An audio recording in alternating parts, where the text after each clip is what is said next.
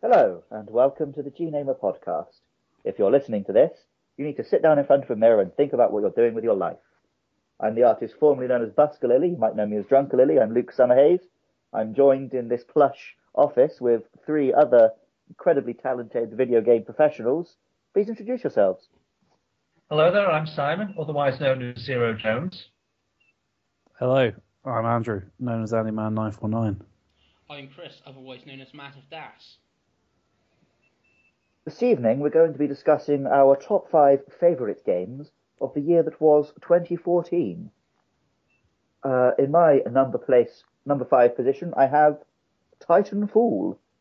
Does anybody else have that on their lists? I do not. No, I do not. Alright, nice and simple then. Titanfall is a game where you shoot lads, and sometimes you get in a robot to shoot lads. And it is the best game about shooting lads I've played this year online.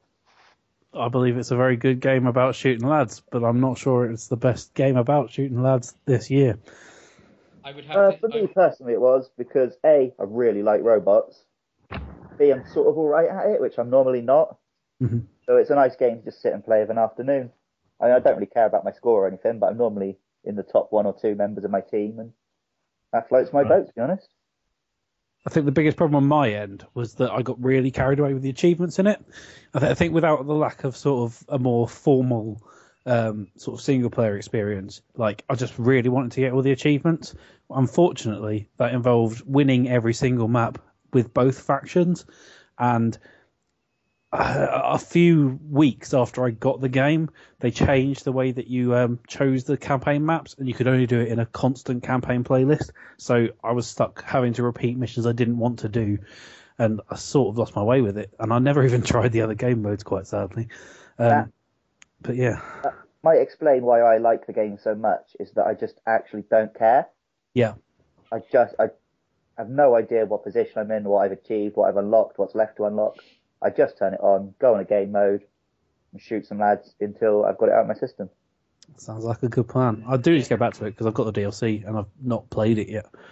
I got the game for like £12 and the DLC for like a £5, so it's an absolute bargain as well. That is sweet. Yeah, that is a good price, but I have to agree with what Andrew is saying. You know, when I played it, it felt a little bit repetitive doing the campaign and stuff over and over again, the same maps and stuff. But now, with DLC, you got the extra maps, it might not feel as so. Well, they've got loads of other modes as well. Don't forget they update the modes like weekly with the special one-off modes of like don't touch the floor or only humans, or there's all sorts to it. Yeah, because when it launched, it only had like 2 modes or something stupid like that, so it wasn't great. I barely stepped outside attrition, to be honest. Oh, fair enough then. Yeah, like I said, it's just like a relaxation. You know, it's like I get home from work, I've had a long day, quick wank, game of Titanfall.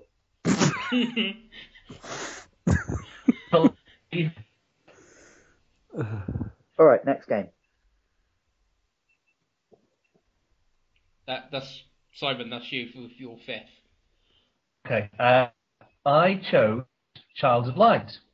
It was between this and Shovel Knight, and I just decided that Child of Light was just slightly better. It lasted a little bit longer, and it was much, much prettier. I love the music as well. The only big complaint I had about Child of Light was that it didn't really last long. I mean, the gameplay with the system with the bars, you know, you selected your command, and then it took to get to the bar before you attacked or defended or cast a spell. It's a really great idea, because normally pretty games, you know, they don't play so well. So Child of Light. It's a good choice. Has anyone else got it? Yeah, I also got Child of Light. I actually had it in the number 2 spot. I really enjoyed it. Spoilers? God! Wow, it's been and gone now. So I had it in number 2 spot. I really enjoyed it. I didn't feel it's too short. It was still like 12 hours by the time you collected all the notes and stuff for the trophy. I really enjoyed it. I've not played it, but I think it looks very pretty, and I like poetry, so I'm glad it rhymes. That is all. The poetry was horrific. I've heard that, which is why I decided not to play it. Oh. Oh no, it's so boring. At the end, I was just like, do you know what? I don't care what any of you are saying. I'm quite enjoying the battles, and it's quite pretty, and I want to see the world. I did get the 100% trophy, but I don't know. It was good. What you should have done? It was a good game. You should have stuck it in French. That possibly would have made it more enjoyable. And you could just convince yourself that it was all like amazing verse.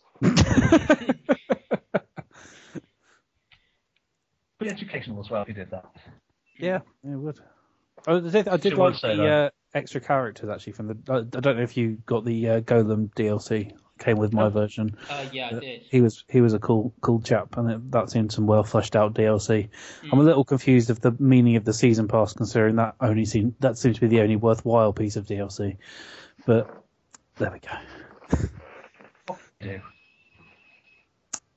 All right, is it me? Yes. Right. My number 5 is one that I'm hoping that you'll have on your list at some point. Mario Kart 8. That is on my list, yes. And mine. No. No, whoa. Get out. Well, anyway, ignoring the negativity going on. Are we talking about it now, or are we talking about it when it comes higher up? We'll just talk about it now. It's fine. All right, now do. So Mario Kart 8, it's a game about Mario and racing karts. Lots of karts, lots of racing, and I think that the tracks are the best that they've been probably ever, I think.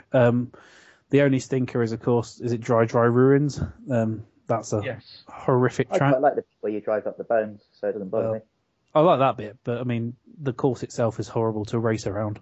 And the only other one is the Yoshi's blooming, what's it called? Oh, the run. I hate it. Whatever it is, it's got the silly paths. Big egg. Yeah. That was a bad course. But yeah, those two are my only complaints about the game, including the brilliant DLC. Oh my god. Yeah, that's how you should do DLC. Exactly. Absolutely. That is value for money defined. And yeah, well, what more is there to say? I mean, it could have done without some of the extra features like the customizable carts, but at the same time, I don't think it took away from the game. Just hammer A if you want. Yeah. So yeah, great game. I was playing this game just last night, and it's just incredible. There's nothing better if you want to play a game where a little plumber sits in a car and drives around really quick. Quite right. Double dash. Double dash. Oh, sorry, I got this bad cold. Wow. You've got a very bad cold, mate. I think it's making you sick in the head. Okay. Oh, so it's back round to it's my 5th choice because Child of Light has been my 6th choice is now my 5th, which is Danganronpa. No. Come on, we can't rearrange our lists. You can, if you've got any more to say when it comes around to it, that's fine. But I don't think we can just shove another one in there. Okay. It's Pokemon Omega Ruby and Alpha Sapphire then. Can we go back to Danganronpa actually? This is the third game of this. What are you doing? Well, Danganronpa was 6, and Pokemon was 5th. Well, okay, we'll let you talk about Pokemon then. Come on. It's not actually on my list, so if you want to talk about Pokemon, that's fine by me. I'm not included in my list. Go ahead. Well, it's Pokemon. You all know what Pokemon is. There isn't really much else to say. I never played it when it first came out for GBA, so it felt like a new Pokemon game to me, and I really enjoyed it. And it has the right amount of water. The water in the water don't taste like what it ought to. Hashtag controversy there. It's very controversial. Yeah, I thought it was some quality Pokemonage. I haven't quite finished it yet because there was too much water and I got bored. Oh, yeah. I don't actually have any issue with the amount of water. I just got bored of the game. I will go back to it. Good. It's good. The Delta episode, and I've been asking people on Twitter to name my Pokemon.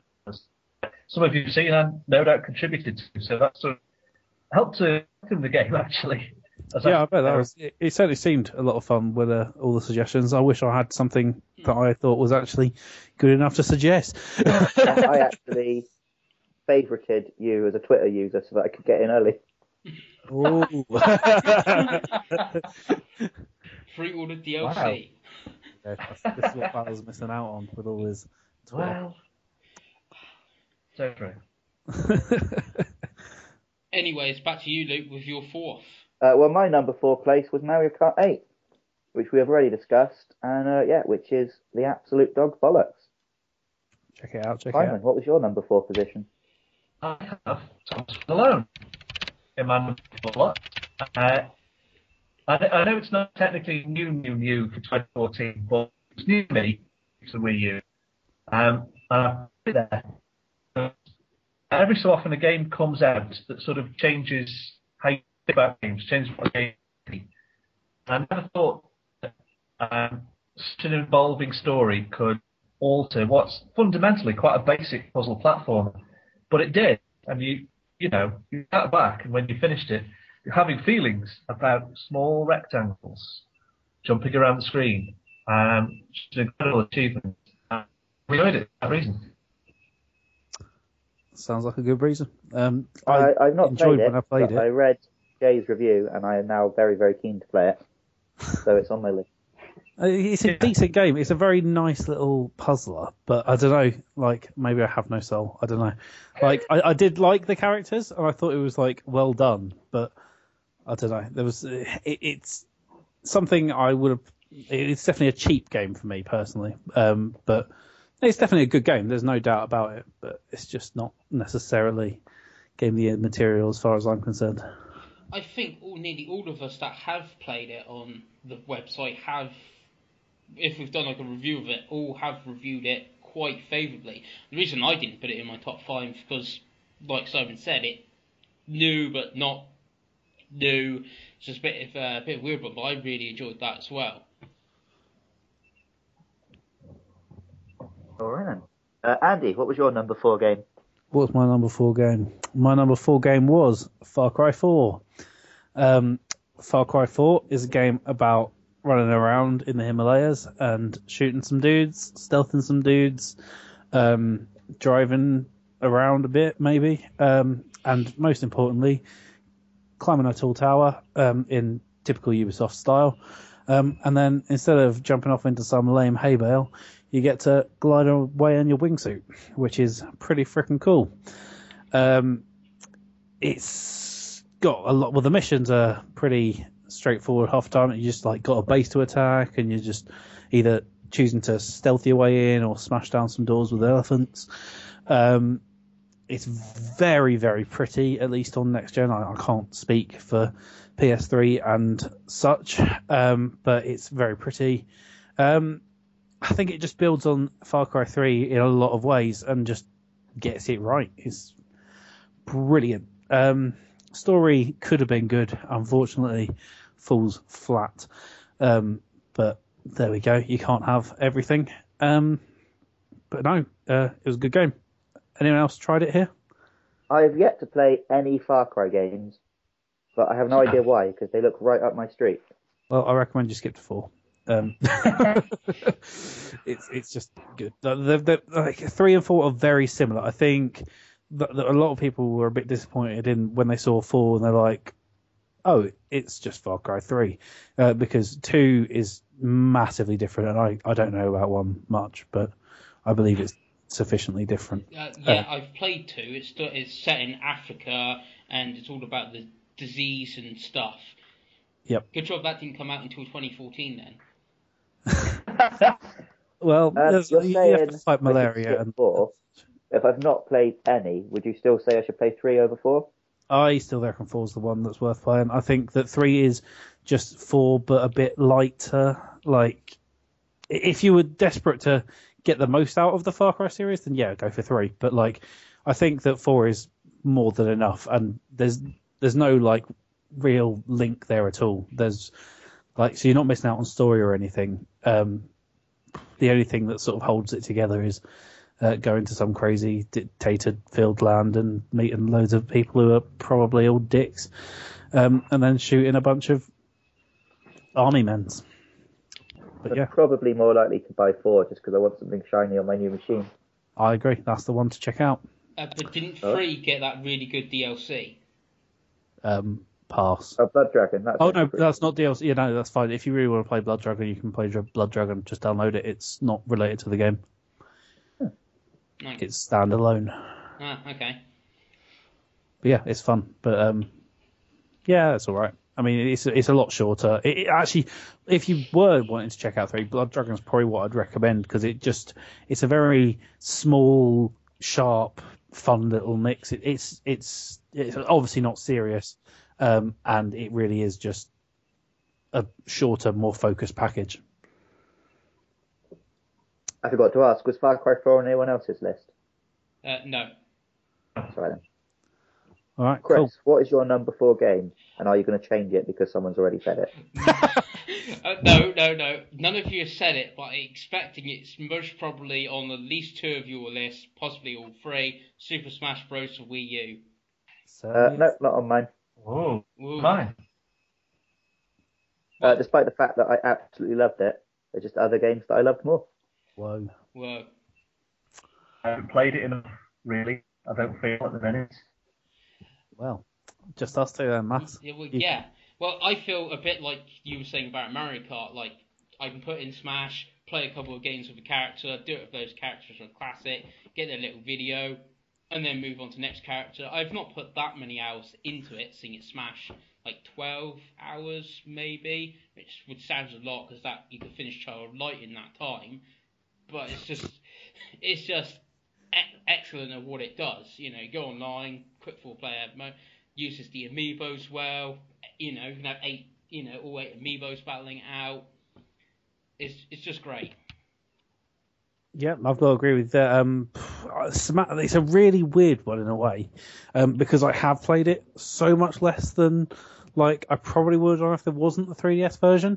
I did all of the campaigns and all the stuff on the 3DS version, and I just didn't feel the need to go back to it on the Wii U version. But at the same time, I don't think it's a problem. Like, that game is so brilliant. Like, it's beautiful. There's so much that you can do. Like, I've done a lot of the events, and simply multiplayer is just absolutely perfect. Like, the 3DS one was all right, but it never set my heart on fire in the same way that the Wii U version has. I will always be up for a few games of Smash on the Wii U one, but the 3DS one, that just didn't click with. But yeah. And when you do get 8 players together, it's just amazing and stupid and crazy. So it's weird. I haven't put it on my list, but it actually sounds like I've played it and enjoyed it a lot more than you, Chris. The first 2 days it came out, I think I played a solid 30 hours over those 2 days. Wow. All my friends around got absolutely smashed. No pun intended. And just played it to death. Since then, if friends come round, I put it on. But obviously, for online play, Mario Kart is so much smoother that we tend to play that. But it's still, whenever I'm sat alone, nothing else to do, turn it on, quick couple of rounds. It's a really, really slick, really well-made game with that classic Smash Brothers gameplay that's always been brilliant. But because I'm not in the same place in my life that I was when Brawl came out, I haven't got like a group of friends that we can always have 4 of us in a room any time of day playing it. We've all got jobs. We're all, well, I don't want to say grown up, but old.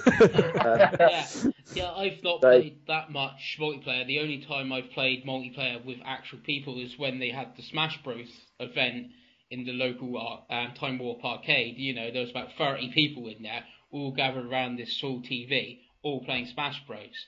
You know, it was great. That's what Smash Bros. Does. And then you get home, like Andrew said, you can do the events, obviously do through each character. So there's tons of content there. Like, Mario Kart is a great game, but it's just a racing game. I do know how you feel there. It is. Anyone can pick up and play Mario Kart and get it and maybe even beat someone. Whereas Smash Brothers, if you don't know what's going on, it's really hard to get into. I think that Smash and gets it's also much harder for to that, come up with a good drinking game for Smash. Well, see, to me, I think Smash gets a hard time for being one you have to learn a lot more. I think there's a lot more you can learn. But, I mean, a good Mario Kart player is still going to kick the arse of some new pick-up-and-play Mario Kart player any time. The thing is, they're going to beat them, but they're going to beat them maybe 3 of the 4 races in a cup, something like that. there's a chance that you could turn it around in Mario Kart. Yeah, if they get And blue also in shell or Smash, something. like, we've all played games all our lives, but if you don't play games and you look at a game of Smash going on, it is just absolute nonsense. That's why I love it, but that's why some of my friends just will never get into Smash the way they do Mario Kart. See, I have seen people that have just sort of got into Smash, just picked it up. Like even like my little cousins have just picked up a game of Smash and really enjoyed it, and still like beating me occasionally. It does have that chaos, but I think it's less obvious. There's no blue shell that's just about to come and absolutely destroy them, whilst the other person gets a bullet bill and suddenly goes from last to first. It doesn't have quite the same catch-up system, but I think it certainly can have it if need be. The other thing, and this is going to sound like a really dickish thing to say, but the group of friends we use from work that I play games with on a Sunday night, we play Mario Kart. I tend to win, but not all the time. Mm-hmm. When we play Smash, I don't think I've ever lost a match. Yeah. And it's like, that's fun at first, but it's also kind of boring. Yeah, that's the problem I've got with Mortal Kombat 2 back in the day. I used to beat everyone and still can, and it just got boring. That's the thing. I think that's another reason I have had a sort of really good experience with. I've played a lot with Jester and Dusty. Like it was for quite a time. It was like our after something game, just like a few games at the end of a night, and like we're all on a sort of pretty similar skill level, I reckon. So those were really exciting, fun matches. And then like obviously we've had other people. We always advertise it on Twitter, and other people have dropped in, had a few games with us. Like I've had a few games like with that Simon crowd, himself. And when I do occasionally win, it feels amazing. But yeah, I just think it's the perfect game to just pick up, have a few games, and just enjoy it. There we go. I think that's enough Smash. That's enough Smash talk. So let's go with Luke with his third choice. Yep, my number 3 game of the year 2014 was Hyrule Warriors. Is this on anyone else's list? No. It's not on my list because I've only just got it. I am very much enjoying it as we speak. But bit of clarification, I am a massive fan of the Legend of Zelda games and also quite a big fan of the Dynasty Warriors games. And this is not the best game in either of those series, but it is a perfect amalgamation of the two. Right. Yes. I really enjoyed it. I've played it. I've finished Legend Mode. It's really good. Yeah, it is absolutely brilliant. And like I said, it combines what makes the two games great really well.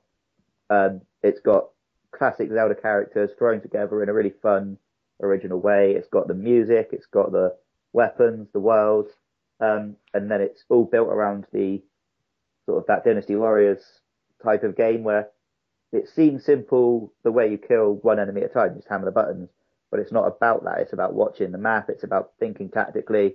It's a war, and you're just one soldier in the war, but you can make all the difference. And nothing else really quite captures that. See, I think that I've had a little bit of a problem with. I've not played a lot of Dynasty Warriors in the past. So, like when this was first announced, I was just like, "Oh my goodness, what's going on there?" Like Dynasty Warriors is a waste of space. Because I didn't get the game. I just found myself running around, everyone dying, and my strikes, didn't really feel like there was much to it. Albeit the ones I've tried have not necessarily been the ones people looked on more favourably. I mean, most notably the Vita one is one of the ones I've probably put the most hours into, and I don't think that's one of the stronger ones from what I've heard. But I picked up Hyrule Warriors, and I've just fallen in love with this game. It is absolutely insane. Like, it's not necessarily the Zelda characters, but other Warriors games as well. Like I don't know, it feels like it's. I don't know. I actually have like discovered some challenge in it. Like I don't really feel like if I ignore a base, it's all going to be fine. There genuinely does seem to be a level of you actually have to sort this out, or else they are going to capture your base and you are going to lose, which I've never got from the series before. So yeah, I mean, it give me a few more weeks on it, and I probably might be considering it up here. But I've only had enough time to run through. The Legend reason mode. that I would say it's not the best Warriors game is because it's set in a fantasy world, and you're fighting goblins, and you're a magical character. Mm-hmm. Whereas what I love about the Warriors games is that they're based on actual Chinese history, and a lot of these events happened, and yet you are an X-Men character doing somersaults onto a horse and shooting fireballs, and that's just bonkers, and I think it's brilliant. Fair enough. Also, And it's also my all-time number one game to play when hungover. I was going to say that talking about great value DLC with Mario Kart, that also had the season passes worth it just for the SEA campaign on its own. I enjoyed the SEA campaign. That's one I have played so far. I'm literally I'm just going back now, playing everything on hard and getting all the Skulltulas. I've paid for all the DLC and not played any of it yet, so I should probably get on that. Yeah, I was going to say this. I've not played any of the rest of the DLC, but the SEA DLC is really good. It was different to play from the villain's point of view. And that's something that most Warriors games always do as well. Right. See, I've not played one since number 2 on the PS2's launch. Number 2. Yeah, but because Hyrule Warriors was so good, it's made me interested in Dragon Quest Heroes on the PS4. No one else interested in Dragon Quest Heroes on PS4. Whoosh. I am unfamiliar with it. Well, basically, it's Dynasty Warriors with Dragon Quest characters. That'd be why I'm not interested in it. Okay. I'll have a look at it, maybe. I'll defend Dragon Quest. Dragon Quest is fun. Yeah, exactly. So I enjoyed the little bit of 4 and 9 that I've played, but I'm certainly I like not that it's hardcore drawn enough by the for guy that. who drew Dragon Ball because I like Dragon Ball. Right, That gets you so into Hyrule it. Warriors. That's fine. Simon, what is your number 3 game of the year 2014? Well, my number 3 game, Smash Brothers for Nintendo 3DS. Whoa! Controversy. Whoa! Sorry, hashtag controversy, my fault. I just think it was a fantastic technical achievement. I know the Wii U one is going to look better, certainly. But for what they managed to squeeze out of the 3DS, I think it's just incredible. So many characters, spent a lot of time trying to unlock all the characters and then do as many of the kind of trophies as I possibly could, which isn't many. I might be on the second panel. But no, there's just so much to do and so much to see and so much to play. I haven't taken that one online like I had Wii U because I'm terrified it'll actually just be pretty pants. Yeah. Like I enjoyed my time with the 3DS one, and yes, it is a marvel, but like I don't know, there's just something about it that I don't quite think I could rate it highly enough to go on Game of the Year's list. Like it's not as good as the Wii U version, I don't think. No. And I really have milked that version dry. I really thoroughly enjoyed it, but I don't think it's even gone into my 3DS slot since the Wii U one came out. Yeah, and I don't think to me, and I said this quite a few times, it felt like a demo for that game. Because Smash Brothers belongs on a home console. It's all about that spectacle, and it's all about sitting on the sofa with friends. yeah, I was going to say the 3DS version's like Diet Coke, and the Wii U one's Coke. And the PlayStation All-Star Battle Royale is like that 19. It's unrelated. Tab player at best. It's chocolate. That's what it is. It's not even the same sort of consumption method. I'll have no nasty words about PlayStation stars. We can move on, I think. Right. Andy, what is your number 3 game of the year 2014? Well, mine is Smash Bros. For Wii U. So, yeah, it's a good game. Not much more to say about it. I think we've discussed that quite thoroughly. So I'll let you have your turn. Right, so it's me. My number 3 is Transistor. Oh, boo! Hit the massive das. Well, if you look on the GNamer votes, it's got 2 votes. I presume the other one is Jay, who gave it, I think, 10 out of 10 in his review. Reviewed it very, very highly. And I thought it was fantastic. I was a little bit disappointed because Bastion was so good that they did. It's not quite that quality, but otherwise it is great. Art style, music, the story, everything about it. Excellent. How it uses the PS4's light bar for like when the sword talks, it lights up. It does fantastic job. Is the light bar anything to brag about? Let's face it, you can't see it. It's facing away from you. Yeah, Unless you're in a dark room, it doesn't do Yeah, anything. you're playing in the dark and like the sword's talking on screen and the light bar like flashing. It's great. It like immerse it more. Fantastic game. What is it?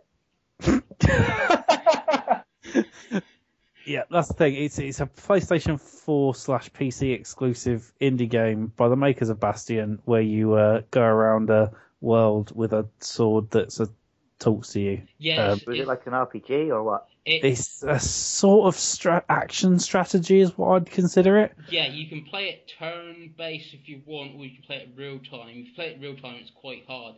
It's easier to play it more of a turn-based. I think it's more of a mix of both rather than actually turn-based. Yeah, but I found it easier to pause the game and then... But I think that's the mechanic. I think that's what you're meant to do, isn't it? Yeah, kind of, but you can just hammer the X button and hope the sword hits. Yeah, so I suppose it depends. Like like Bastion, it has a sort of self inflicting punishment difficulty level-y thing. So you get more XP and stuff if you put on your anti buffs, basically. And I think that's what makes the combat interesting and good. Like if you're just going through the game without these, it's boring.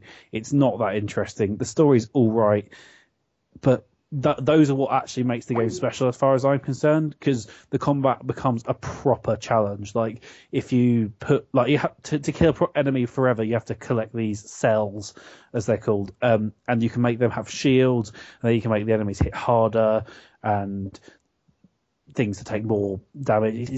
It's insane how difficult you can make that game. So you really are making your own fun practically with it. It's really interesting that way. Yeah. Well, like I said, I really liked it, and like I said, I presume Jay is the other one that voted for it but I know he really loved it as well. Obviously, he played it on Steam. I played it on PS4. So there. Unfortunately, Luke has dropped out. So if we go right to you, Simon, then with your number 2 choice, was it number 2? It is number 2. We'll fit Luke in if he comes back. My number 2 choice, again, new to me, not new, Hello? 2014.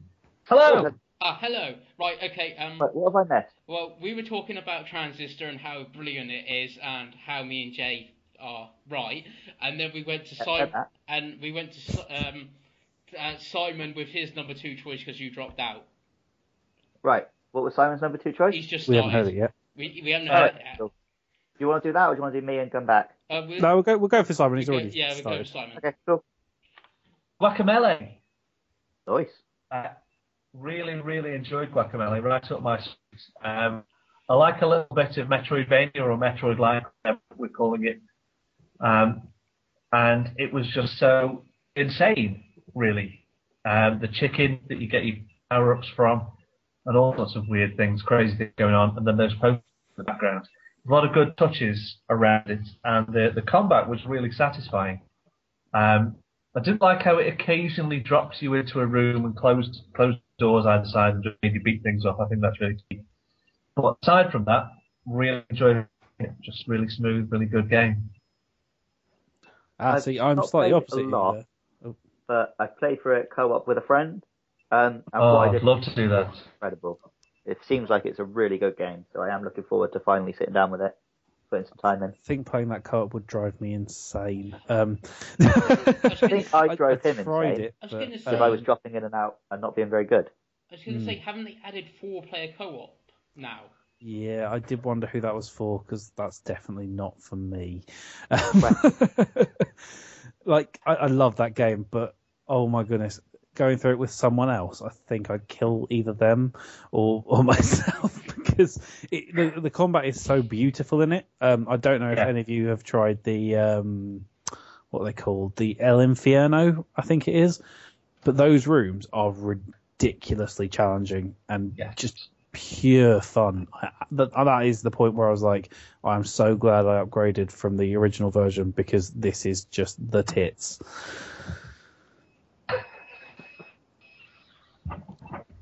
All right then. So Luke, would you like to go with your number 2 game? I would. My number 2 game of the year, 2014.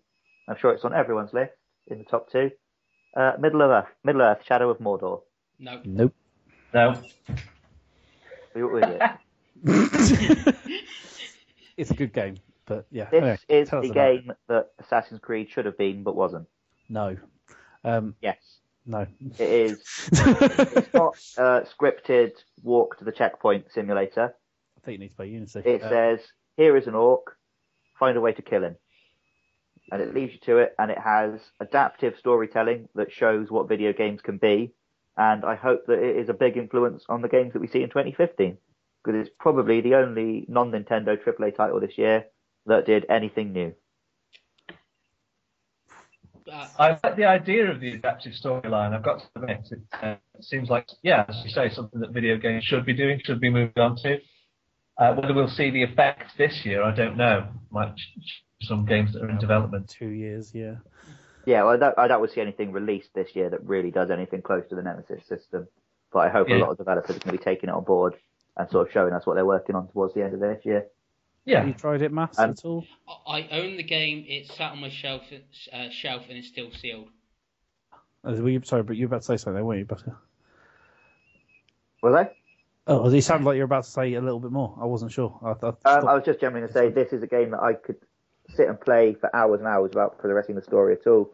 I just find an orc who I found amusing and think, like, right, I'm going to make this guy the top lad. I'd help him, I'd fight him, I'd look at him be really camp or have a fiery hat or whatever it was that made me like him. And I think you could take pretty much any franchise and with just a little bit of thought, apply this game to it. So you could have, like they were originally going to do a Batman game. We were taking out the Joker's gang. I think it was meant to be Batman, wasn't it? Yeah, that's how they started out, as far as I'm aware. A Transformers one would be really good because I think the reason that orcs worked so well is if it was human beings and you were randomly generating their faces, you'd get some weirdos. Yep. But if you get weirdos who are orcs, it doesn't matter. And obviously Transformers are robots. So there's a billion different combinations. That sounds more difficult to generate, though, surely. Like, you're going to get some really mismatched bastards. Yeah, but that's great. I love that Transformers. Some of them do look stupid and weird. Ah, well, yes, you're the man that would know. Right, yeah, I'll have a quick chat about this. I love this game. It's a brilliant game. It was very nearly in my top list, but I've got to say I object to a few of your statements there. Obviously, the Nemesis system is brilliant, and yes, I'd love to see it everywhere. And yes, you can easily go around for hours killing all the orcs happily, trotting along, wandering through Mordor. But it shouldn't be Assassin's Creed. Assassin's Creed is a very different beast. I think Assassin's Creed did stray for quite a while from like some of the best bits of 1, but I think unfortunately due to Unity's slightly buggy issues, it's been really, really unfairly hammered. It does so much of returning it to the great things about 1 and 2, but because all the bugs, that's got swept under the rug. You don't hear about the fact that you have got the freeform assassination missions, which are brilliant because there's multiple ways you can take them down. It almost goes into a sort of Hitman level of taking you were things saying down. that was the word I was thinking of, yeah. Yeah, and like it's got the 2's proper like sized cities and all that stuff. I know I'm digressing a bit here, but like I think Assassin's Creed Unity is the game Assassin's Creed should be, and I think this is a very new, very exciting sort of different genre almost that we could enjoy in the future. But I'll be honest. The only Assassin's Creed I've completed are 3 and 4, which I think is a bad example of the series. Yeah, 4 is not an Assassin's Creed game, and 3's a bad Assassin's Creed game. So yeah, that would be right. I was going to say, a lot of people want number 4 to be like span off as like Pirates Creed or something because it's a great Pirates game, but not. I'm surprised they haven't done that yet. Exactly, I would love it if they went and did a separate pirate series because 4 is brilliant, but it's not Assassin's Creed. I love the pirate bits, and whenever it made me try to make me do something Assassin's Creed, I was like, can you just stop. Leave me I've alone. heard that so much. Yeah. Yeah, it's a very different beast. But anyway, getting back on to the subject of Shadow of Mordor, I think that whilst the Nemesis system is brilliant and fresh and exciting, at the same time I couldn't put it in my Game of the Year's list because the rest of it's not that special. Like, the combat is Batman light, and the story itself is take it or I've leave. heard a lot of people slagging off the story, but I really didn't have an issue with it. It's fine, but it's I not actually found good. the two main characters like quite interesting and likable. And I think the other problem is they really, really hide the powers. Like they hide all the powers behind quests, and you don't get the good ones till far too close to the end. Yeah. When there's nothing left to do. Someone told me earlier that I was going to get the power to brand orcs. Mhm. I wouldn't have spent so long trying to get orcs who were fighting me to the top of the chain. Yep. Like, It's a series. I quickly got can't on, wait to see how it got that evolves. power and then gone back and fiddled with it. Yeah. But it's really definitely something I'm bizarrely looking made, forward to yeah. the evolution of, and I think that really will be something special. But we'll have to wait and see.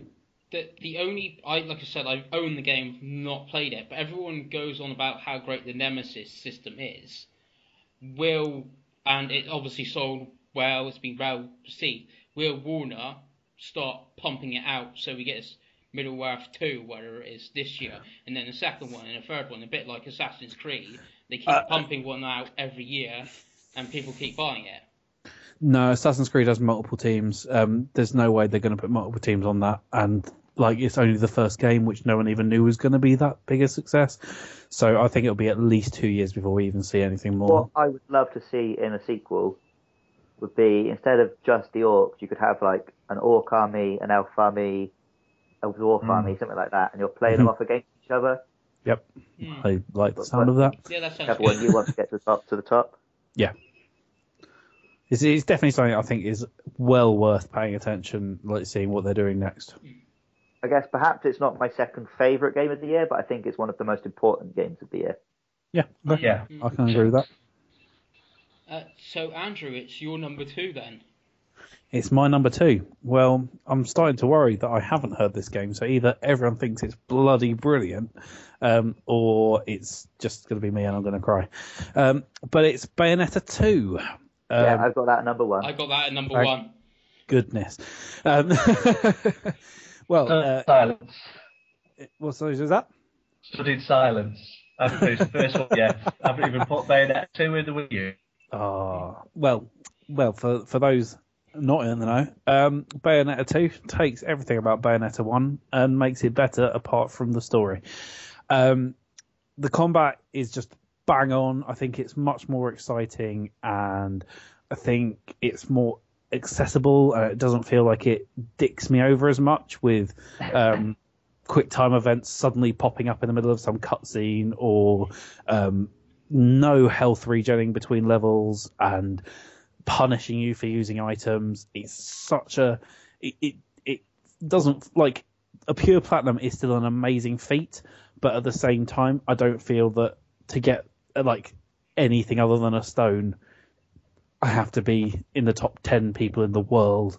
Like, it gets the balance right. I think it gives you the result you deserve, as opposed to Bayonetta, which is very harsh. I really like the more open environments as well. Like, Bayonetta 1's very linear. 2, you've got loads of places to explore. You can collect all the pieces of the chests and all that stuff. And even the portals, I think, were fairer. Like, they were still incredibly challenging, but they didn't really feel like they were just there to really annoy you. I think the only really bad types are when we're not allowed to touch the ground, because that's just stupid. But yeah, I mean, my only issue is the little kid. Like, he is a terrible character, and the I fact thought I that was going to Bayonetta dislike him more than I swears. did. I hated him, and the fact that Bayonetta swore just like really jarred. No, that really bothered me. But other than that, amazing game. I agree with just about everything you said, but I completely disagree with the point you were making. I think Bayonetta 1 was, in almost every way, the better game. Ooh. I think what it had added up to a whole experience. I think Bayonetta 2 tried to just chuck things in a bit too much. Like you said, the story wasn't as good. It didn't have that progression or that pacing that made Bayonetta 1 so compelling. Yeah, I'll give you that. I think that it was quite often just like, oh, I'm doing this now, am I? Well, okay. Whereas Bayonetta 1, it would sort of introduce a villain, build them up, have a twist that I actually cared about. And I really liked the difficulty in Bayonetta 1. And in Bayonetta 2, I was getting like golds and platinums on my first go at a boss fight. Mm. Yeah, that's the thing. I think that was a good thing though, because it rewarded your skill at it. Like if you aren't great, then you are gonna stumble with a silver or a bronze or probably maybe even a stone. But like I think by the time you get to Bayonetta 2, you've worked through the hard game that is Bayonetta 1, and you are really good at it. And then like I don't know, I like the fact that I felt like I was good at it. Yeah, this is something I said in my review. I wonder if I'd played it first, if I'd feel the same way. Yeah. But maybe it's because I played Bayonetta 1 through. Bayonetta 2 seems a lot easier than it actually is. Definitely, because Bayonetta 1 is brutally difficult. I was going to say, I played it 1, then 2, and 1 I was getting like stones, bronzes. I got occasional platinum like here and there for some weird reason, but 2 is like gold, silver, gold, platinum, pure platinum, silver. It did seem much easier, but I don't know if that's because I played, like you said, I played the first one for like 10, 12 hours, and now I'm better at the second one, or they made the second one easier. I think the other thing is that Bayonetta 1 has a really dickish system in that you can't actually access certain fights on the lower difficulties. And you still get rated for them, you just get no reward. So you're not getting any points towards it. And there's a couple levels where I think there's a little bit of that in Bayonetta 2 as well. Oh, there might be, but because I was noticing that there was medals I just couldn't find. There are some fights you'll just miss, like you've missed the Alpine portal, or you have to slightly backtrack sometimes and to trigger a fight. But I'm pretty sure there are many more in Bayonetta 1 where you simply there's definitely more of it in Bayonetta 1. Yeah. And also, the story I don't think was as good, but there was a bit at the end where I did actually cry. Yeah, see, the thing I get is, do we really play Bayonetta 1 or 2 for the story? I like the story, 100%. so I'm going to say yes. I love the story and I love the character. See, this is why I said Bayonetta 1 has got the better story than number 2. I totally agree with that. But I think 2 is better because it has the better gameplay and... For me, you can't separate the elements like that. A game is a complete package. And like caring about defeating a villain makes playing that battle more meaningful. And, caring about Bayonetta, caring about the other characters. And I mean, Bayonetta 2, like when I got there and was rescuing John and whatnot, I was invested in it, and like all the time travel stuff I thought was really brilliant. I just didn't care quite as much as I did Bayonetta 1, and that does for me, that makes the gameplay better and that makes the overall game better. I suppose. Also, it's graphically it's amazing on the Wii U, and it looks that great. It's so beautiful and so smooth, and just like the actual art design of it, all the characters and everything is phenomenal. Cool. Right. Are we done on Bayonetta then? Well, yeah. Luke, what's your number one? I could talk about Bayonetta forever, but I suppose we can move along. Chris, what was your number two? Yeah, your number one's Bayonetta, my number one's Bayonetta. So, Simon, what's your number one then? Mario Kart 8. We've already talked about that. Well, I just felt the DLC kind of puts it over the top, really. And so much extra game. But so little, really. But they did really well. And the nostalgia as well of the F-Zero level. Not so Excite Bike one, perhaps. I hate the Excite Bike one. Yeah, I like the Excite Bike one. No. Just seemed a little bit dull. It's 2-on-2, so we'll call it a draw. I think you have to have like a big race full of players for it to be fun. Even against the AI, it's just, I don't know, I just found it a really boring track.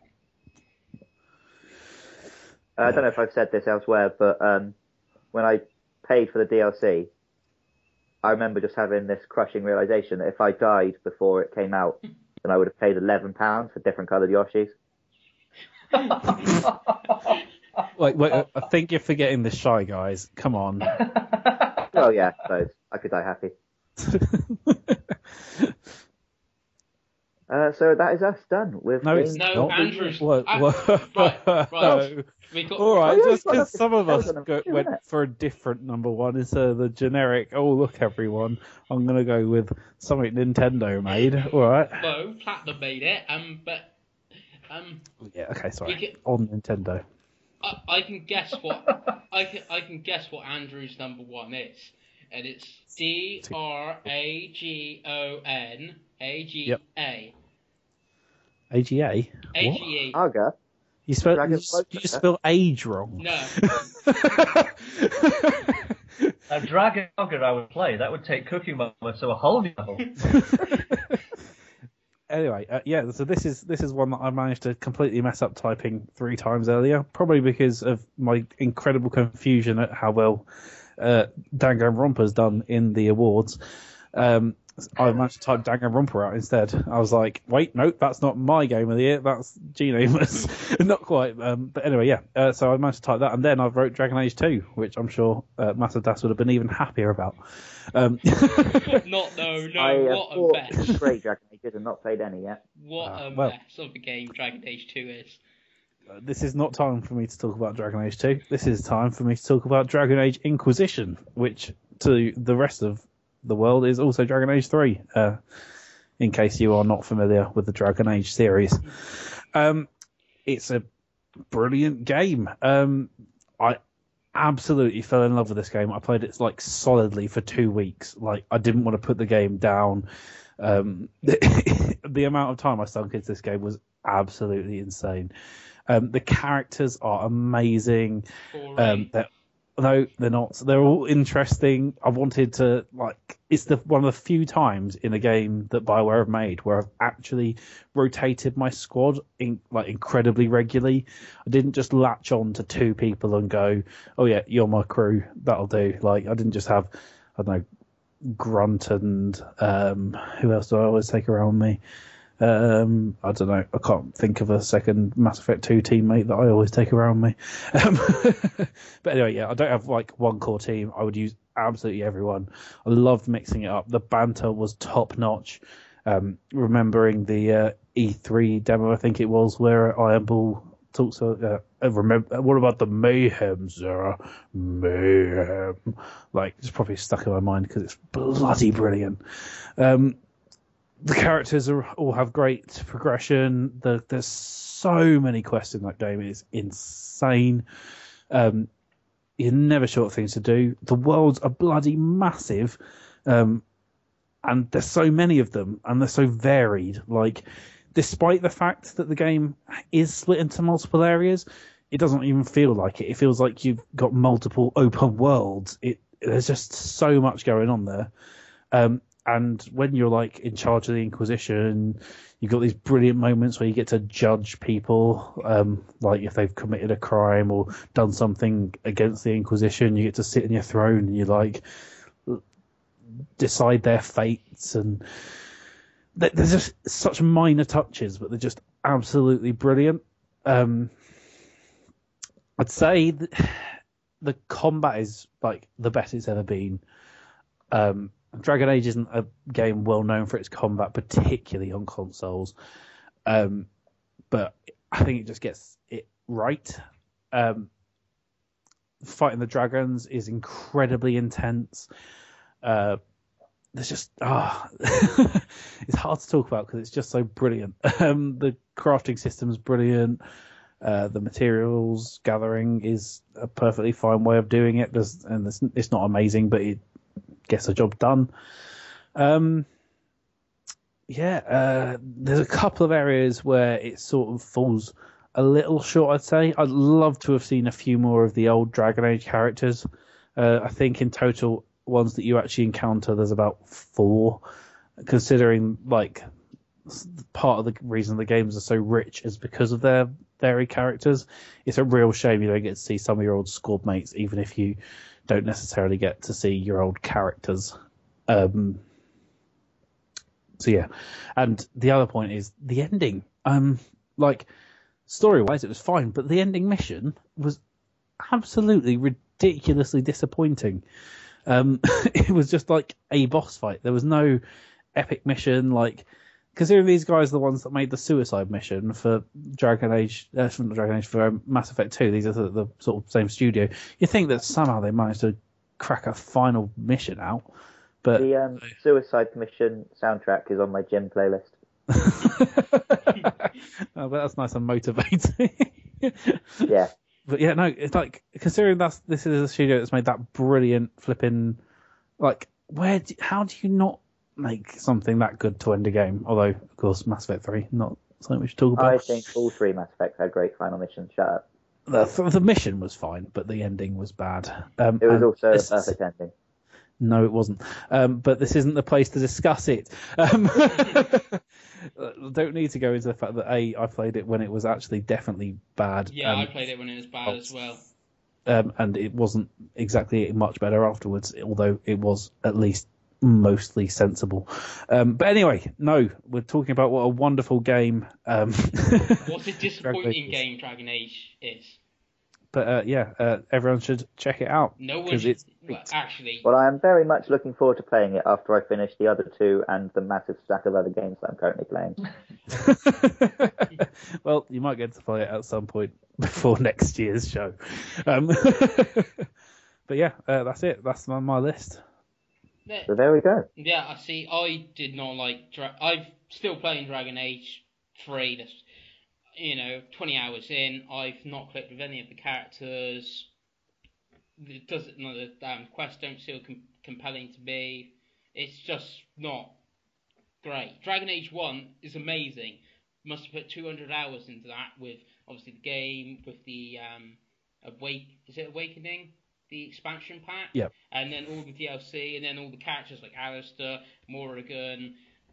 They're just so much better. Yep, that's it. Got any more for us? But seriously, that's the only two I can actually think of off the top of my head. Not giving the best example of the characters, Matt. No, there are some good characters. I use my dog quite often in Dragon Age 1. Dog is rubbish. But as a dog, it's so cool. But Dragon Age 1 was just so good. It was a proper RPG. Had combat and everything. Luke, if you were going to play them, I'd play Dragon Age 1 and not bother with the other two, because 2 is absolute garbage. It's the worst thing BioWare's ever made. 2 is a good game from a story perspective, but not necessarily. Yeah, but this is coming from a lad who likes the Sonic games, so... Yeah, that's true. Yes. I think that 2 gets a much harder time than it is. It repeats a lot of environments, and the gameplay itself is not the best, but the story is really good, and it really puts a lot of context in it. It could have a really good story, but it's held back with a rubbish game. Like I've loved everything BioWare's done. Star Wars: Knights of the Old Republic, Mass Effect trilogy, MDK 2 on the Dreamcast, Jade Empire, which is still their best game, their single game, not a trilogy like Mass Effect, but single game on its own. Jade Empire is the best. Everything they've done has been brilliant, apart from Dragon Age 2, and Dragon Age 3 I've found disappointing as well. Well, yeah. So I still think BioWare is one of the best studios, that's around. Even their Sonic game was decent. What? I was starting to think that Andy and Maz were agreeing too much, so I'm glad that happened. Yeah. Yes. Had to happen at some point. But there we go. I was going to say, they made a Sonic game, which was, I forgot about good. it. Dark Brotherhood, is it? Yeah. Dark Chronicles? Even that was decent. No, it wasn't. It was. It's better than Dragon Age 2 and 3. Huh? I wouldn't know. Stand back. Yeah. Well, the GNamer bouncers have just been called in to separate these two. If we were doing Cappuccino Kid slapped his knuckle dusters on. Yes, but I don't know. I'm going to continue playing Dragon Age 3 because, like you said, the environment's just gorgeous and there's big open worlds. It's excellent, but it's a disappointing Dragon Age game. I'm comparing it to the first one, And I think if you went back to the first one, I don't think you'd hold it as highly as you do. see, I played the first one when it came out, and you only just played the first one. That might be my problem. And I'm comparing it to other BioWare games, and it's like right down the bottom of the list of BioWare games. I think that it's just a brilliant, I think Dragon Age Inquisition is absolutely brilliant, and obviously I do because I put it at the top of this year's games. But I think firstly you're holding Dragon Age Origins in some ridiculous light that it just can't be seen in anymore. It's very dated, it's very basic, and it has a lot of great ideas, but it doesn't hold up as well as you like to think. I think, but either way, I don't think it affects that. Dragon Age Inquisition is not the same game as Dragon Age Origins, but then nor was Dragon Age 2. And I think they're going to continue along that line. I think they're going to do a Far Cry, and that every game will be very different to the last. Because it doesn't need to be the same. I mean, Mass Effect has massive differences, but you're sticking with the same character instead of the world. So I think that's one thing. I think Dragon Age will always be a far, but presumably the next one won't be. Do you reckon? I should mean Mass Effect. Is it, what are you talking about? Yeah, he's talking about Mass Effect. Yeah. The next Mass Effect it will be totally different, but then who knows what they'll do with that. But anyway, I think it's very different, and at the end of the day, some people are going to click with it and others aren't, which is sad because everyone should, because it's great. Well, like I said, I own the game. I've played the playing game. I'm going to finish the game. So can't really add more than that, but it's not number one game of the year. Well, okay. Anyway, right. On that depressing note, has anyone else got any other games that they think deserve a good old mention? Well, seeing I brought up Danganronpa earlier, and you said about Danganronpa, the first one on the Vita. Well, let's talk about Danganronpa as a whole. I don't think either of you two will have played it, have you? No. I don't even know what it is. Apparently, is it a visual novel? Yes. Well, yeah. Well, this sort of is a reasonably good crossing point into the forum as well, awards-wise. Danganronpa, visual novel, interesting idea. Sort of reminds me of the Hunger Games somewhat, with kids killing each other, but it's actually interesting, so that's a good start. I think that it's a very troubled series.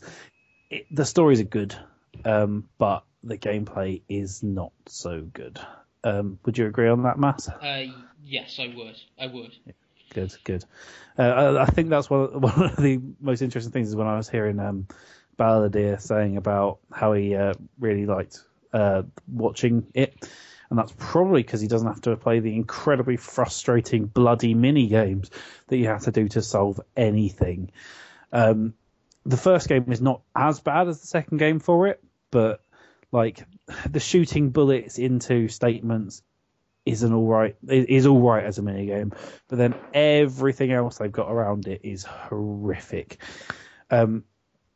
It's just a massive pain. And I think the first one also falls into the trap too often to start with of being blatantly obvious and making you suffer through a massive amount of what does this string of numbers mean? I can't work it out, even though it quite clearly it represents something, which I don't want to spoil the game for those that are intending to play it, even though it's bloody obvious. But yeah. Are the numbers 4, 8, 15, 16, 23, 42? They are not, no. They are 11037. See, that's how much it scarred me. I still remember the numbers. But yeah, no, it's a good game. If you have a Vita, check it out. If not... 2 games which we haven't mentioned, but I just remembered came out this year. Dark Souls 2 and Metal Gear Solid 5 Ground Zeroes. For once, I have nothing to say on either. Yeah, I've not played Dark Souls. I would have liked to play it, but haven't. But Metal Gear Solid 5 Ground Zeroes I have played, and for some reason they put Kiefer Sutherland in it. I think it was absolutely phenomenal, but it just whet my appetite for the Phantom Pain. I think when that comes out, then that'll be when I want to talk Metal Gear on a podcast. Yeah. See, my biggest problem is that both of those have got preceding games that I've been attempting to work my way through and sort of failing miserably. Metal Gear, I'm up to Peace Walker, so I've got to play. My stumbling block has been 1 because I don't like PS1 games, and I've been meaning to get the GameCube version so I can actually play it, but it's too expensive. I'm never going to end up buying it, so I should probably either skip it or just suffer. But yeah, it's the fact that I've got that and 2 to play. I really want to play 4, but I don't want to get into the new Metal Gears because I know that the old systems will really, really annoy me. I would just say I played Metal Gear Solid 1 through for the first time this year, and I had no issues with it. See, I've played quite a bit of it before, and I have had issues. I played through it in 1 sitting. Ah, well. I got to a tank and I couldn't work out how to beat it, and it really annoyed me, and I gave up for a long time. That's my problem with that. And Dark Souls I enjoy, and I don't know why I stopped. I haven't finished the first game yet, so I don't want to start the second until I do. Yeah. I think if I'm going to beat it, I'm going to have to play it from the start, because I just cocked up too many things. I was getting to Blighttown, I think I got not poisoned, worse, cursed, and I was like, can't be asked to go and get uncursed. Yeah, I was cursed, and I'm just like, fuck this. Yep. All right. Have I got anything? F-bomb of the podcast. I'll just try and work out if I've got anything that's worth mentioning, but I think we've done most of it. Yeah, let's move on. Matt, aren't you the host? Yes. So, sorry. So, any other award talk? Obviously, we've talked about Danganronpas, which come up in the All Formats award. What about the 3DS awards? Fantasy Life got 3rd place. Obviously, Smash Bros and Pokemon, which we've talked about, were the other 2. So, anyone else apart from Andrew play Fantasy Life? I have not. Sort it out, lads. Quick right. chat. I'll tell you about Fantasy Life then quickly. Yes. It's a game where you got some lives and you do some various quests. There's a big old list of quests that you can do for every single class, so you're never ever short on things to do. Be it simple little grindy things like kill 3 monkeys or something. Probably not monkeys. Sorry, my girlfriend's playing Far Cry. But, kill 3 of various monsters, and every single life of these 12 lives has got them, and the crafting lives all fit really well together. So you kind of want to be progressing in all of them at once, because the miner mines it ore, and then you can make armor from it. But then you also need cloth, which means you might need a weaver to make it cloth, and everything fits together. There's so much to do. This is a game absolutely cram-packed with content. And, well, yeah, it's got multiplayer. The multiplayer is not great. We tried playing the multiplayer, and there's nothing special to do in multiplayer, unfortunately. So you're basically just grinding and having slight lag.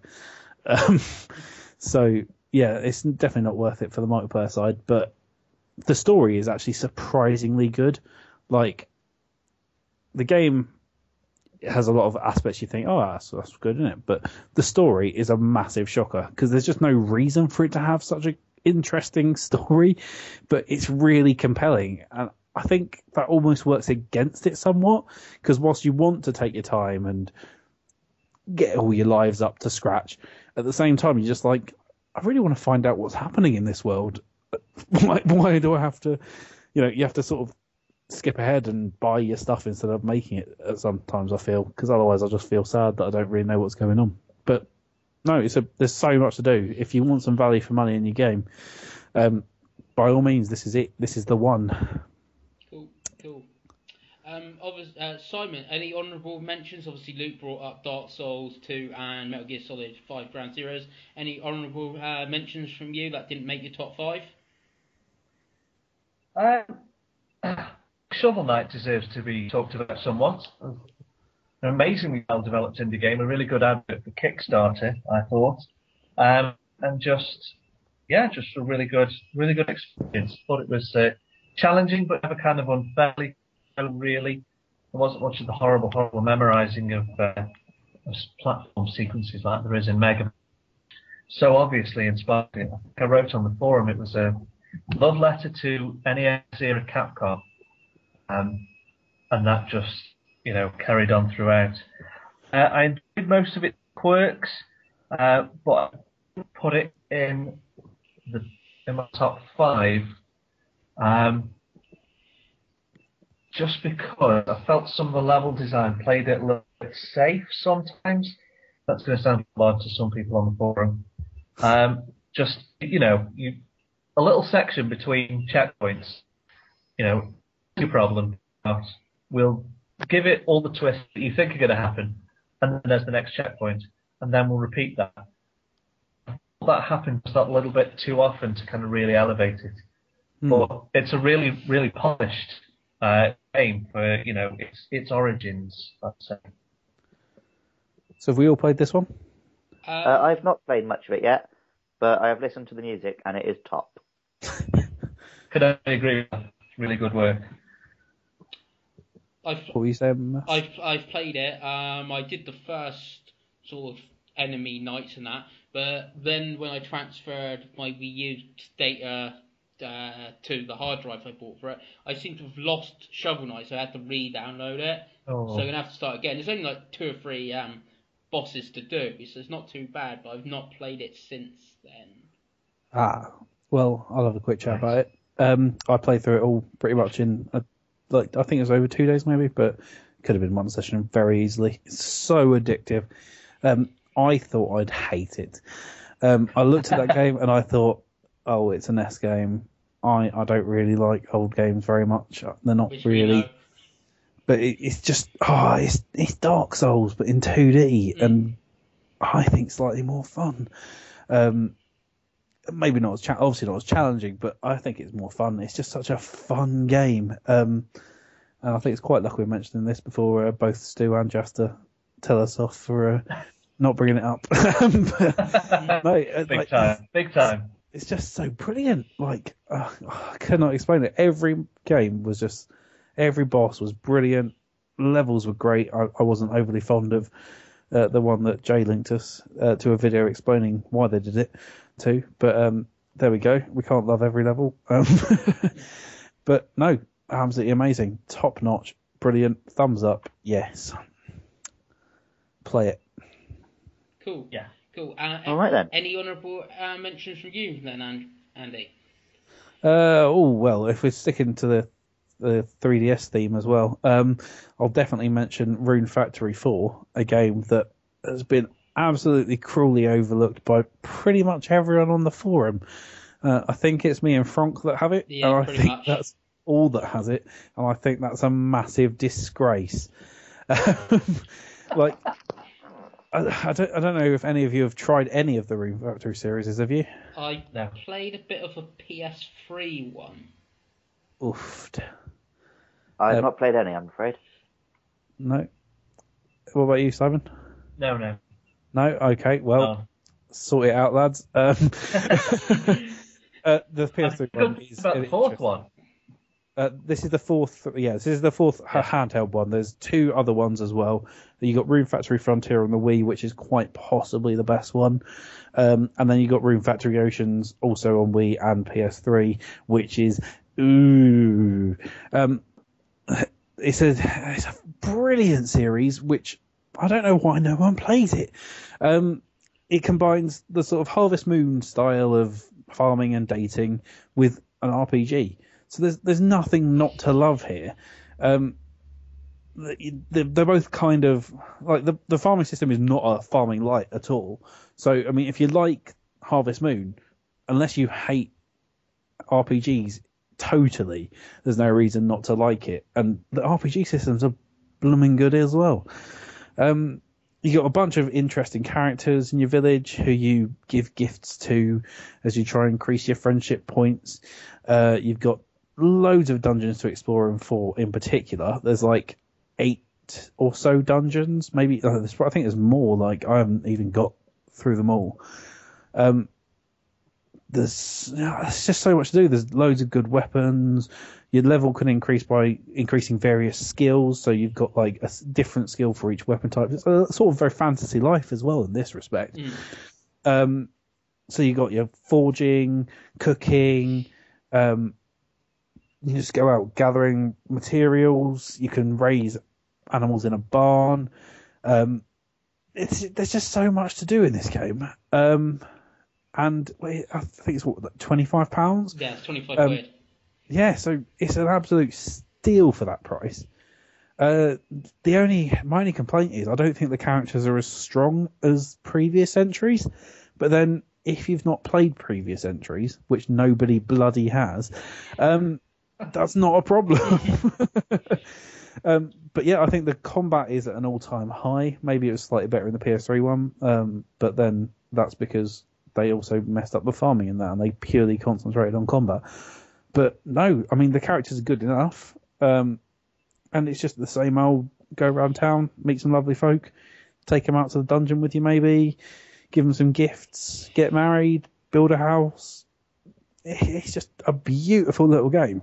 And the best thing is you're now like you're like pretending to be a prince of the town, which means you get to just like build the town and upgrade it and bring in shops, and there's an extra aspect there of things to do. But I really couldn't recommend it highly enough. So just get on it. Which one? You said that obviously it's got similar elements to Fantasy Life. If you had to go for one, which one? Obviously, Fantasy for Life is a retail title and it's more expensive, but obviously if you had to go for the one, which one? If I had to choose one, that is a nasty choice. I think I'd say Rune Factory because I think it's better overall. I think the combat's better, and obviously there are actually characters. But yeah, I mean, I'd say both, but then they are similar enough, I think, to not need both, certainly at the same time, all in a row. But yeah, they're both bloody brilliant. But Rune Factory, I think, probably deserves it slightly more. Not just because I want to make sure that we actually get the next one within about 3 years of it coming out. But yeah, there you go. That's my biggest 3DS. Cool. Slug. So that's a lot of, obviously that's a bit of the award talk with other formats and 3DS. Anyone want to talk about any of the other awards or anything? Nope. Please. Oh, really? No. What else have we got to talk about? Yeah, it's a weird one, obviously. Yeah, I think it's just the awards are nice to see. I don't know if there's that much discussion that we can actually until we see the have around them. Until we see the Wii U list, which you would gather as Kart, Smash and Bayonetta, possibly Shovel Knight. We've talked about them already, so I don't really know what much shows we talk about with them. Yeah, I mean, they've been nice to see. There's a lot of good memories being brought up there. But yeah, like, I'm enjoying them. Well done to everyone that's got one. Yeah, good celebration of the forum. I've liked seeing the variety of taglines that people have contributed and being listed. Mm-hmm. That's been fun. Yeah, So funny. We're so funny. The GNamer crew is a good lot, so I'm glad to see it celebrated. Yes. That is a good sentiment. Right, have we got any other topics? Obviously, we just had the Nintendo Direct. What's everyone's thoughts on that? Anything that you thought was amazing, was rubbish? Why are they doing that? Immediately went out and pre-ordered the Majora's Mask new 3DS XL. I did a similar thing with the Monster Hunter 4 Ultimate 3DS I did XL. the same thing as Luke, and I pre-ordered a Majora's Mask 3DS XL, new 3DS XL. I just was a Nintendo 3DS. I love the white one. Oh. So we're all Sorry. So the console. So we've all bought a new 3DS then, all buying one. Basically. Yeah. Okay. So Balor's all on his own with his old 3DS.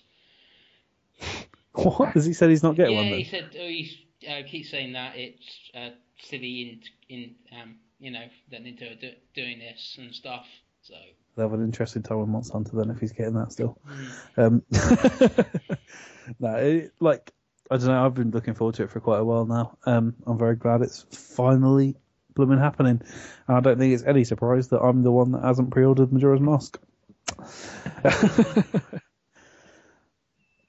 Now, what I to replace my current one, Circle, is gradually falling to pieces, which is a huge shame, really, because it's seen me through a lot of interesting and varied games.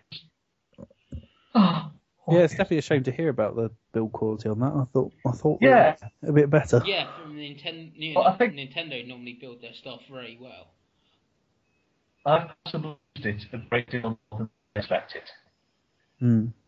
That's what I think of. Maybe I put it down hard, I don't know. But I'm glad it's a new thing. Even though I don't think I'm going to play or buy Majora's Mask straight away. I'm still on the fence with Monster Hunter, which is a better place to be because I'll just get choused. And what's the other one? Ace Combat? Is there Ace Combat on the same day you can put your amiibo into or something? Is that the same day? I think so. What's the same day? Sure. The Ace Combat. Yeah, Ace Combat game. Ace Combat is Nice. Ace Combat is the same day. So's Pokemon Shovel, I presume, and Ironfall. Oh. So there's 5 games that all come out on the same day, all utilise the new 3DS. Well, Pokemon Shovel doesn't, but it's out on the same day. I'm already tired of Pokemon Link Battle, whatever way around it is. And That Shuffle game was looks... naff, wasn't it? That's not just me. That game is boring. Yeah, because we're just all by Puzzles and Dragons instead, or Pokemon Link, or whatever it is. Yeah, I've no interest in the Shuffle game. I'm going to say Battle Link. I think it's Link Battle. I don't know. I like Battle Link. Yeah, it just got too hard. I've been stuck on 4 for months and months. To the extent that I might have played it once in about 3 months. See, I didn't find the difficulty an issue. I got Candy Crush Saga to cover that for me, so I don't really need Pokemon. Yeah. That's the thing. I just hate the fact that you can just pick one up and then just dump it down anywhere. To me, that just it doesn't feel like I'm working towards it. It doesn't feel like I'm actually thinking. I feel it's just too mindless. I suppose you've got to think about combos or anything. If I move that one here or move that one there, will it get me more combos or whatever? I suppose that's the only thing I can think of. And talking about Pokemon, Nintendo Anime comes out on the same day as well. I'm interested in that. It's Zoomer 11. Pure and simple. Been dying to watch the cartoon of that. Yeah, but it seems daft bringing it to 3DS. Surely it would be better on the Wii U, where you could watch the anime on your telly instead of a 3-inch screen or whatever the size of the 3DS. Most of those animes on Netflix anyway, though. Yeah, but you got to pay for that. You got to pay for Netflix. Pokemon Anime's. You got to play for Nintendo Anime, haven't you? No, it's free. Is it? Yeah, Nintendo confirmed it. It's free. Pokemon Anime is free, so it's like, okay, and obviously you need an internet connection to use it. Okay, so it's fine if you go McDonald's or something, you got your 3DS and you connect to their cloud or something, you can watch an episode there. But apart from that, it seems such a weird thing to bring to the 3DS over the Wii U. Well, I think obviously you're forgetting that that's not doing any harm, it's a Japanese thing, isn't it? I don't think we're the target audience there as much. But so I don't know. But it's coming out the same day as the new 3DS, and you think new people that are buying the new 3DS are going to be Nintendo fans? Not. Yeah, but are Nintendo fans necessarily after anime? I don't know. I think that Simon's example of how much he loves Inazuma 11 is not necessarily to do with being a Nintendo fan as much as just really liking Inazuma 11. And I agree. Yeah, I don't know. I don't think there's necessarily such exploration. I just think they could bring it out any time, but they're bringing it out obviously the same day as the new 3DS. I think it's just to build up the hype, surely, isn't it? It's just get this. Well, it's all exciting. Yeah, all this new stuff. stuff. Speeds are improved on the new 3DS, aren't they? So that might be. Yeah, it might just be to show off how quickly it can load stuff. Yeah, I suppose. Yeah. Anything else interesting from Direct. Obviously, talking about new 3, that's what it was mainly, new 3DS and new 3DS stuff. Yeah, Xenoblade X still looks gorgeous. Yeah. And Codename Steam still looks ugly. And Fire Emblem still looks great as well. Oh, yes, that properly made my day. Yeah, I've sent that as my pick. I've sent that as my pick for the next category in rotating podcast. Fire Emblem Awakening. Oh, see, I'm more tempted by other Fire Emblem titles, but let's not spoil that because I'm sure we're all looking forward to hearing our submissions on that week if we get in. Yes. But yeah, no, Fire Emblem was definitely a massive highlight. I really like the look of Codename Steam, even if it is the what am I going to compare it to? Can't think of anything. The ugliest game I've ever seen. There we go. But yeah, no, the game looks really fun. I'm definitely keeping my eye on that one. Anything by Intelligent Systems, I'm pretty much guaranteed to buy on day one. Yep. Certainly games worth looking at. What do you say? Certainly games worth looking at. Intelligent Systems is one of my favourite Nintendo developers. Shout out for new WarioWare this year, please. Oh, that would be nice. Are we going for? Actually, have we got a wish segment? Because if not, we should definitely have a wish segment. Yeah, that could be something that someone could put on the forum. So, anything else anyone wants to talk about? Obviously, most have been covered. All right, since this is a summary of video games in the year 2014, yes, I just want to say that I think video games are for everyone, men and women. I think video games should explore all subjects with an eye to catering to all types of people. And I think everyone involved in the so-called Gamergate movement was a stupendous cunt. Sounds fair. Yeah, sounds fair. As a teacher, I had to admonish you on your language, but apart from that, sensitive. Right. So thanks very much and good night.